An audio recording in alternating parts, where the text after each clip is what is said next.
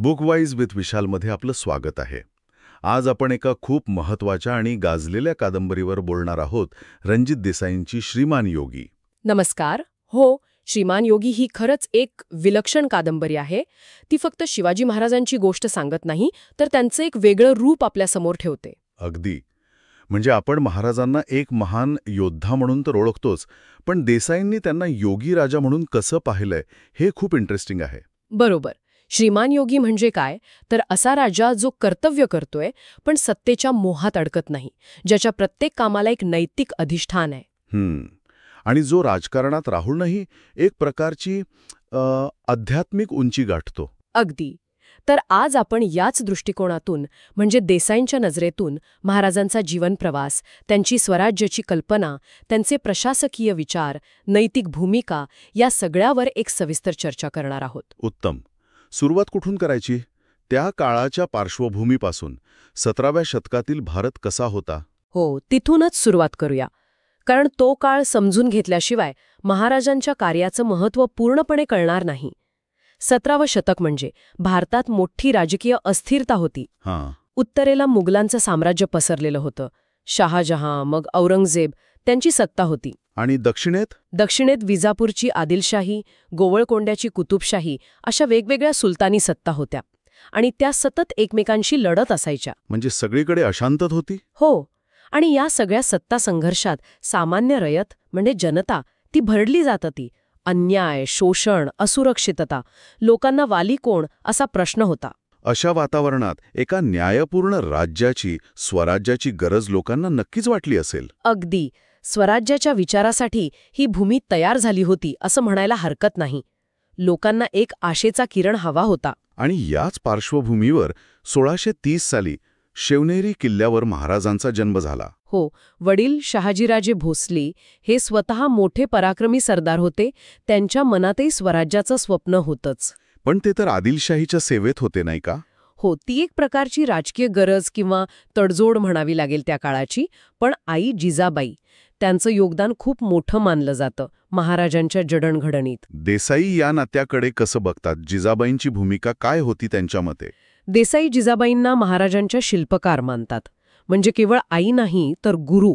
त्यांनी लहानपणापासूनच महाराजांना रामायण, महाभारत यांसारख्या कथा सांगितल्या.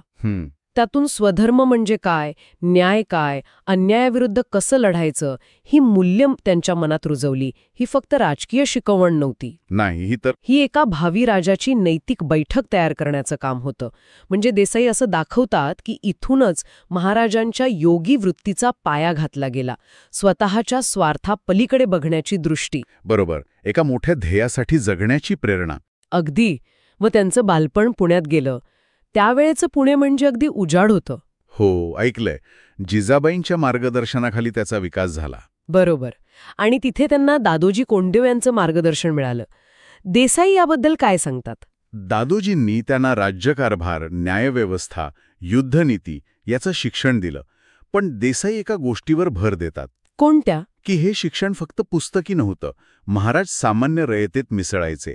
त्यांचे प्रश्न, त्यांच्या अडचणी त्या प्रत्यक्ष समजून घ्यायचे. म्हणजे लोकांमध्ये जाऊन? हो, लोकांचं दुःख, त्यांच्या व्यथा त्यांनी जवळून पाहिल्या.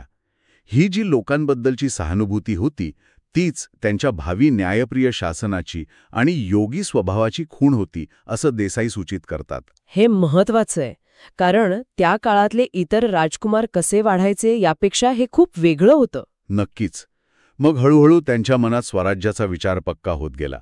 आजूबाजूला होणारा अन्याय, देवळांची विटंबना, शेतकऱ्यांवरचा जुलूम हे सगळं पाहून ते अस्वस्थ व्हायचे. आणि मग वयाच्या 16व्या वर्षी 1646 मध्ये त्यांनी तोरणा किल्ला जिंकला. स्वराज्याची पहिली काय म्हणतात त्याला, मुहूर्तमेढ. हो. पण देसाई याकडे फक्त एक लष्करी विजय म्हणून बघत नाहीत. त्यांच्या लेखनातून असं जाणवतं की ही केवळ एका किल्ल्यावरचीच चढाई नव्हती, तर ती हिंदवी स्वराज्य नावाच्या एका मोठ्या स्वप्नाची प्रत्यक्ष सुरुवात होती. आणि ही संकल्पना फक्त राजकीय सीमा जिंकण्याची नव्हती. म्हणजे देसाईंच्या मते महाराज याकडे एका धर्मयुद्धाच्या नजरेतून बघत होते. अन्याय आणि अधर्माविरुद्ध पुकारलेला एक नैतिक लढा. यात राज्य मिळवण्यापेक्षा न्याय प्रस्थापित करण्याची भावना जास्त होती. एक नैतिक अधिष्ठान असलेला लढा. अगदी. आणि असा लढा लढायला फक्त शस्त्र पुरेशी नसतात, माणसं लागतात, निष्ठावंत माणसं. बरोबर. मावळ्यांशी त्यांचं जे नातं तयार झालं ते तर खूप विलक्षण होतं. हो. देसाई वर्णन करतात की हे नातं राजा आणि सैनिक असं कोरडं, औपचारिक नव्हतं. ते जवळजवळ एका कुटुंबासारखं होतं. हे कुटुंबासारखं. हो. महाराज त्यांच्यात सहज मिसळायचे, त्यांच्या सुखदुःखात सहभागी व्हायचे. ही जी निष्ठा होती ना मावळ्यांची, ती पैशाने किंवा धाकाने आलेली नव्हती. मग कशाने? ती महाराजांचं चारित्र्य, त्यांचा निस्वार्थ हेतू आणि सगळ्यांचं ध्येय एक आहे या भावनेतून जोडली गेली होती. याच भावनिक बळामुळे आणि अर्थातच सह्याद्रीच्या भूगोलाचा अचूक ज्ञानामुळे. गनिमी कावा. हो. त्यांनी गनिमी कावा हे प्रभावी युद्धतंत्र विकसित केलं. मोठमोठ्या फौजांना त्यांनी या तंत्राने हरवलं. यात भूगोलाचा वापर त्यांनी एका शस्त्रासारखा केला. पण स्वराज्य जसं वाढू लागलं तशी आव्हानही मोठी होत गेली असणार. नक्कीच. आणि यातलं एक मोठं आव्हान म्हणजे अफझल खानाचं प्रकरण. 1659 सालची गोष्ट. प्रतापगडची भेट. ही घटना तर खूप प्रसिद्ध आहे. देसाई या घटनेकडे कसं पाहतात? फक्त शौर्यकथा म्हणून की त्यातही त्यांना महाराजांच्या योगी वृत्तीचे पैलू दिसतात? देसाई इथे केवळ शौर्याचं वर्णन करत नाहीत, म्हणजे ते आहेच, पण त्याहून जास्त भर ते देतात महाराजांच्या कमालीच्या संयमावर, त्यांच्या नैतिक धैर्यावर आणि अचूक नियोजनावर. अफझल खान म्हणजे आदिलशाहीचा मोठा सरदार, बलाढ्य आणि कपटीही होता म्हणतात. हो. त्याने महाराजांना डिवचण्यासाठी देवळं पाडली, लोकांना त्रास दिला. त्याचा हेतू स्पष्ट होता, महाराजांना खुल्या मैदानात आणून संपवून टाकणे. पण महाराजांनी त्याला प्रतापगडाच्या पायथ्याशी भेटीचं ठिकाण निवडलं. ही मोठी जोखीम होती. प्रचंड जोखीम होती. पण देसाई दाखवतात की महाराजांनी परिस्थितीचं किती शांतपणे विश्लेषण केलं. त्यांनी अजिबात संयम ढळू दिला नाही. भेटीची तयारीही त्यांनी खूप विचारपूर्वक केली होती. चिलखत, वाघनखं. हो. पण हे सगळं बचावासाठी होतं, म्हणजे स्वतःहून हल्ला करण्यासाठी नाही. जेव्हा खानाने विश्वासघात केला तेव्हाच त्यांनी प्रतिक्रिया दिली. म्हणजे आत्मरक्षणार्थ केलेला तो वार होता. अगदी. देसाईंच्या लेखनात खानाचा वध हा केवळ एक राजकीय किंवा लष्करी विजय नाहीये, तो अधर्मावर धर्माचा विजय आहे. अत्यंत धोकादायक परिस्थितीतही शांत राहणं, नैतिक चौकट न सोडणं आणि योग्य वेळी योग्य पण निर्णायक पाऊल उचलणं, हेच त्यांच्यातल्या योगी वृत्तीचं दर्शन घडवतं, असं देसाईनं सुचवायचं आहे. या विजयाने तर महाराजांची कीर्ती देशभर पसरली असेल. हो ना. लोकांचा आत्मविश्वास वाढला. त्यांना वाटायला लागलं की हा राजा आपलं रक्षण करू शकतो. श्रीमान योगी ही प्रतिमा आणखी घट्ट झाली. पण नुसते लढाया करून राज्य चालत नाही, प्रशासन लागतं. बरोबर. आणि महाराजांनी त्याकडेही तितकंच लक्ष दिलं. अष्टप्रधान मंडळ स्थापन केलं त्यांनी. हो. पेशवा, अमात्य, सेनापती, 8 मंत्री. देसाई या प्रशासकीय रचनेकडे कसं बघतात? महाराजांची काय दृष्टी होती यात? देसाईंच्या मते हे अष्टप्रधान मंडळ म्हणजे फक्त एक कामाची वाटणी नव्हती. नाही. ती महाराजांच्या योगी वृत्तीचं प्रशासनातलं प्रतिबिंब होतं. म्हणजे कसं? तर योग्य माणसाकडे योग्य जबाबदारी देणं, गुणवत्तेला आणि निष्ठेला महत्त्व देणं आणि सत्तेचं केंद्रीकरण टाळणं. अगदी. अधिकारांचं संतुलन राखणं. उदाहरणार्थ सेनापती आणि पंतप्रधान, पेशवा यांचे अधिकार वेगळे. यात महाराजांचा स्वतःचा कोणताही स्वार्थ नव्हता. फक्त प्रजेचं कल्याण. हो. केवळ प्रजेच्या कल्याणासाठी राज्य चालवण्याचा विचार. धर्मराज्य म्हणजे नैतिक मूल्यांवर आधारलेलं राज्य हे त्यांचं ध्येय होतं, असं देसाई दाखवतात. आणि याच नैतिकतेचा भाग म्हणून त्यांनी न्याय व्यवस्थेवर, योग्य करप्रणालीवर भर दिला असेल. नक्कीच. कर हे उत्पन्नावर आधारित होते. भ्रष्टाचाराला आळा घालण्याचा प्रयत्न होता. सैन्यात आणि प्रशासनात कडक शिस्त होती. खास करून स्त्रिया आणि सामान्य नागरिकांशी कसं वागावं याबद्दल. हो. त्याबद्दल ते खूप काटेकोर होते. ते मुघल सुभेदाराच्या सुनेला सन्मानाने परत पाठवण्याचं उदाहरण आहे ना? हो. कल्याणच्या सुभेदाराची सून. बरोबर. ते फक्त उदारपणाचं उदाहरण नाहीये.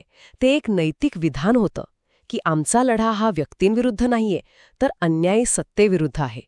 स्त्रियांचा आदर हा स्वराज्याचा मूलभूत नियम होता. याच काळात त्यांनी आरमाराकडेही लक्ष दिलं नाही का? खूप महत्वाचा मुद्दा आहे तो. त्यांनी कोकण किनारपट्टीचं महत्त्व ओळखलं. तिथे पोर्तुगीज, सिद्धी, इंग्रज यांच्याकडून धोका होता. व्यापारही महत्वाचा होता. हो. म्हणून त्यांनी आरमार उभं केलं. सिंधुदुर्गासारखे जलदुर्ग बांधले. ती तर अभियांत्रिकीची कमाल मानली जाते. त्यांनी समुद्राला महाराष्ट्राच्या संरक्षणाचा भाग बनवलं. ही दूरदृष्टी त्यांच्यातील केवळ योद्धा नाही तर एका द्रष्ट्या शासकाला दाखवते. खरोखरच खूप दूरचा विचार होता हा. श्रोत्यांनो, शिवाजी महाराजांच्या या बहुआयामी व्यक्तिमत्वाचं रणजित देसाईंनी केलेलं चित्रण आपण समजून घेत आहोत. जर आपल्याला हे विश्लेषण आवडत असेल आणि अशाच प्रकारे पुस्तकांचा सखोल आढावा ऐकायचा असेल तर चॅनलला लाईक, शेअर आणि सबस्क्राईब करायला विसरू नका. तर आपण प्रशासनाबद्दल बोलत होतो, पण त्याचवेळी मुघलांशी संघर्ष तर चालूच होता. हो, तो कसा थांबणार? शाइस्ता खान प्रकरण झालं 1663 मध्ये. हो, पुण्यातील लाल महालावर केलेला तो रात्रीचा छापा, तो तर महाराजांच्या धाडसाचा आणि गनिमी काव्याचा काय म्हणतात त्याला कळसच होता. मुघलांना जबरदस्त मानसिक धक्का बसला त्या घटनेने. त्यांच्या अजिंक्यतेच्या कल्पनेला तडा गेला. बरोबर. पण त्यानंतर आला एक मोठा पेच प्रसंग. मिर्झा राजे जयसिंग, औरंगजेबाने पाठवलेला मोठा राजपूत सरदार. हो, आणि तो फक्त पराक्रमी नव्हता तर खूप धूर्त राजकारणी होता. त्याने फक्त लष्करी बळ नाही वापरलं, त्याने राजकीय दबाव पण आणला. अगदी.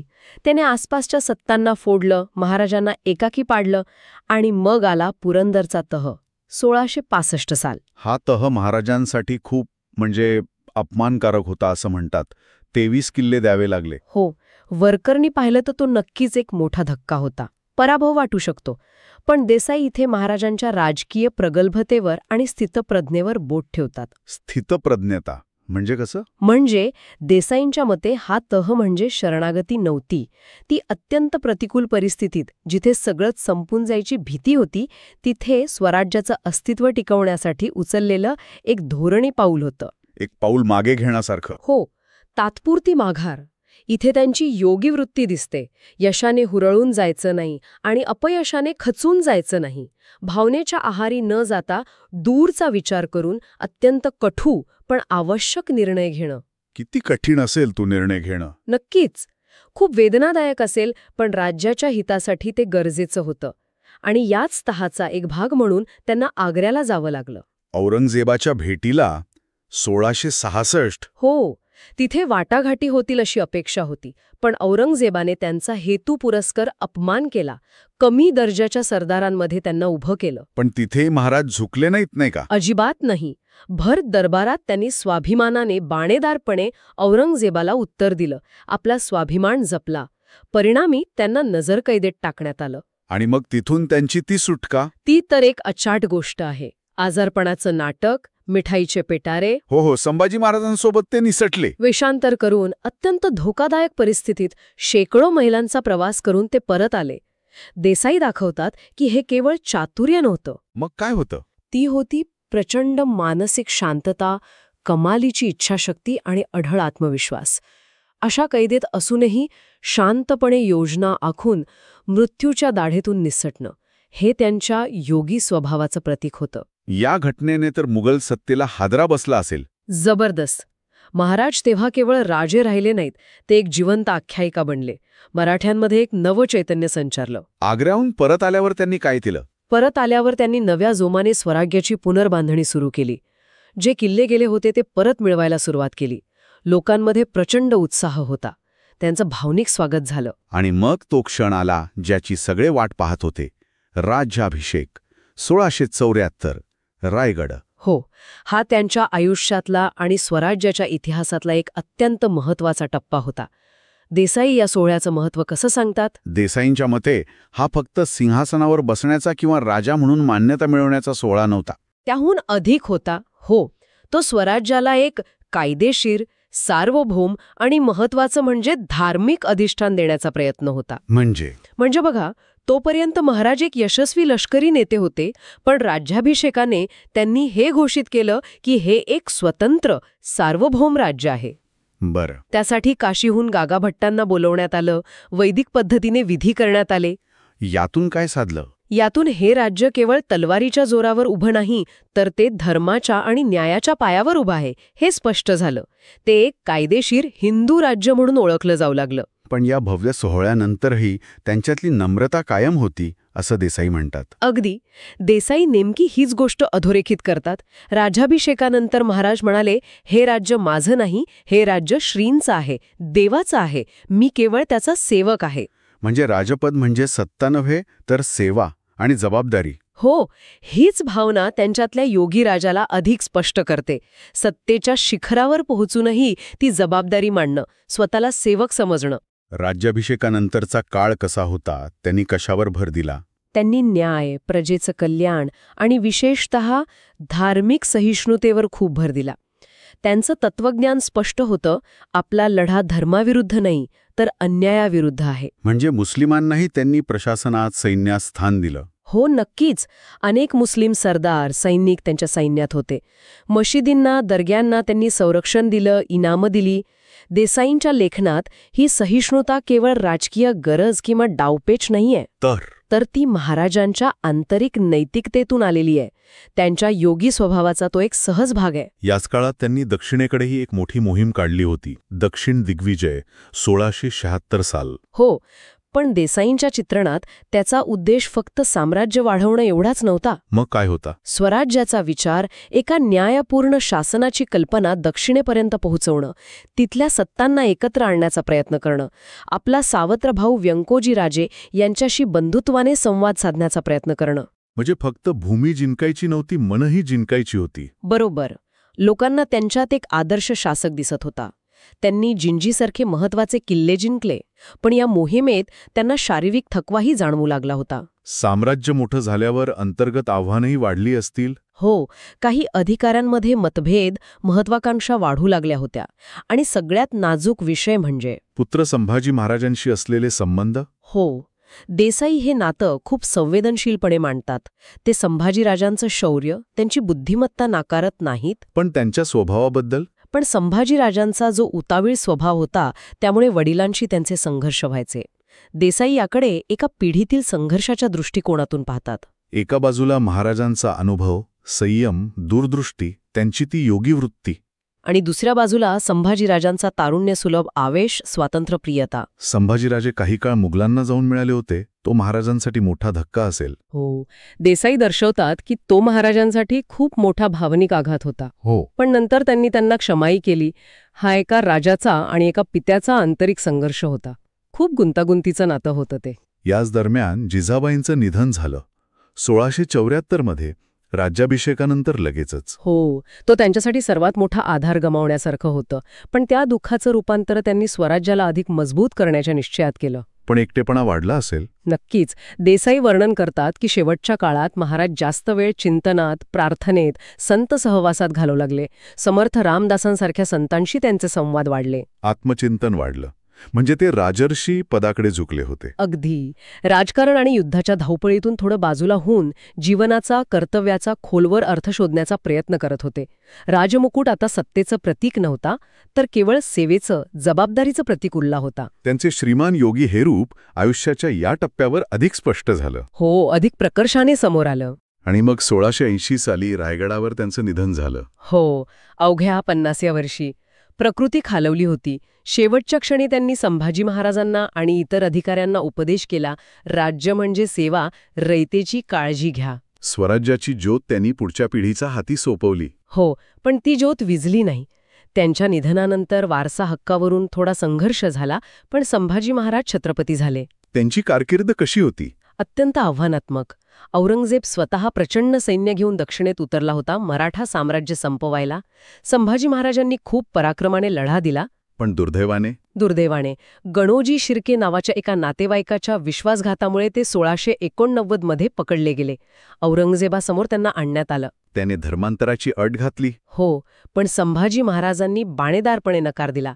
ते म्हणाले, तुम्ही माझं शरीर नष्ट करू शकता, पण माझ्या वडिलांनी पाहिलेलं स्वराज्याचं स्वप्न तुम्ही संपवू शकत नाही. काय तेज असेल?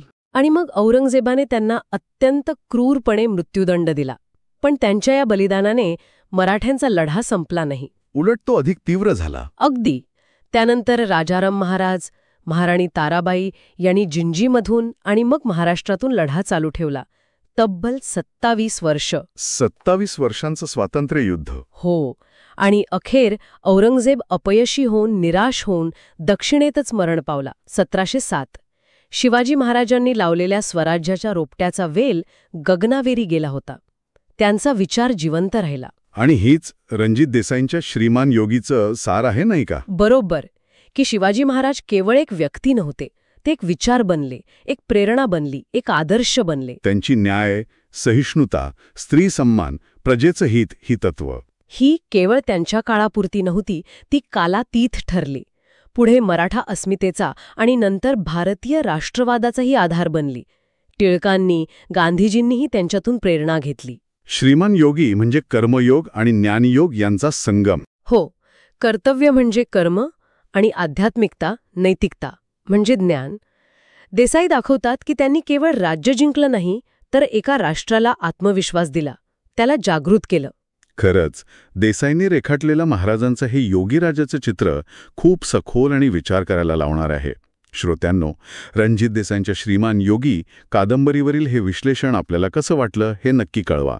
आणि हो, जर अशाच प्रकारे पुस्तकांवर आधारित चर्चा ऐकायला आवडत असेल तर बुक वाईज विथ विशाल या चॅनलला लाईक, शेअर आणि सबस्क्राईब करायला विसरू नका. तर आपण देसाईंच्या या कादंबरीतून काय शिकलो? की महाराज केवळ अजिंक्य योद्धे नव्हते. नाही, ते नैतिक मूल्यांवर राज्य करणारे, प्रशासनात दूरदृष्टी दाखवणारे आणि मुख्य म्हणजे सत्तेत राहूनही त्यापासून अलिप्त राहणारे एक आध्यात्मिक उंची गाठलेले योगीराजे होते.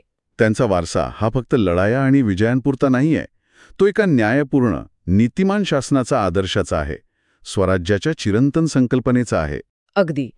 आणि या सगळ्या चर्चेतून ना एक प्रश्न मनात येतो. कोणता प्रश्न?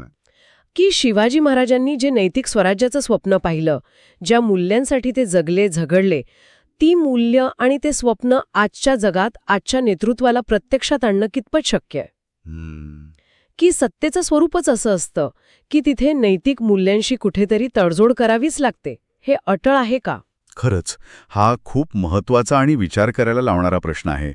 श्रोत्यांनी यावर नक्की विचार करावा.